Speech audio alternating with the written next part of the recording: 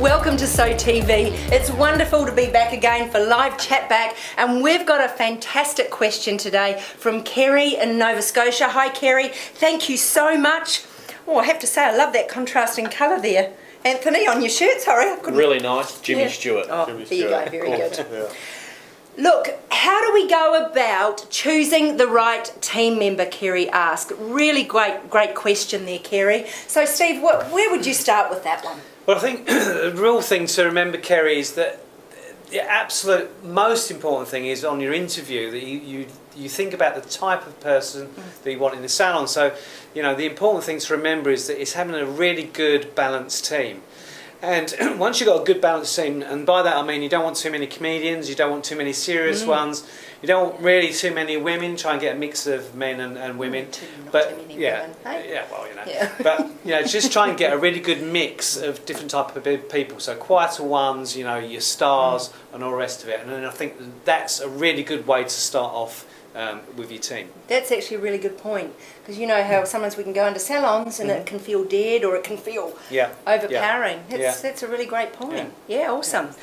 Kerri, I obviously think what Steve's saying is absolutely true, and what I believe that stems from is from your own vision, and I'm a really big stickler on this. And some people say, oh, isn't that a little bit airy-fairy, your vision? But your vision is your foundation for your entire branding. So not only what you're going to look like, what your image of your salon is like, but what your team look like, and like Steve said, the roles that they will fulfill and the type of energy you want in your salon and the target market that you have. So when you've got a person sitting in front of you for an interview and you know your vision, you're going to be thinking about your vision and seeing if that person in front of you will absolutely match where you're taking your salon. Even if you're not, you know, achieving your vision today, you're working toward it, and there's only one way to work toward that, and that's getting the best people that match your vision. That's the biggest thing that I can say to you today. I think I have two things I look for when I'm hiring staff. One is they must buy into my vision, because if they're not on board, they're never going to be on board, and they must have passion. Because if they don't have passion for our industry and passion for the job they do, that's it. They're never going to be any good. You can train talent. Talent is, I'd hate to say it, but overrated. You can get anybody, you can train them up. They may not be a superstar, but then you don't, like Steve said, you don't always want superstars.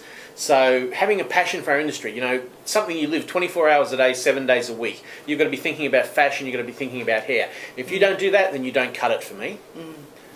Yeah, absolutely. And just following on from what Anthony was saying, you know, talent is, we often say talent is like a wheelbarrow. It's absolutely useless unless they pick it up and push it. So that's how we see talent. But for me, I think one of the biggest things is attitude. Somebody with the right attitude, a good attitude. You know, somebody that's trainable, somebody you can teach. You know, so that if they're in the salon, they do something, you say, oh, that's not quite right. You know, I'd like you to do it this way. And they go, yeah, I'll do that. And rather than them being crushed, you know, it's really important that the people that you have in the salon have a good attitude and that they can take you know, objective criticism and they are mouldable, but if they've got, you know, if they're too mousy or weak or whatever, you know, it's just not going to work, because you are going to want to train them your way.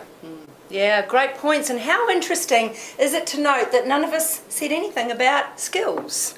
Now, of course, skills are really important, but like the guy said, skills can be taught. So I hope that helps you. Technical skills can be taught, but interpersonal skills can't.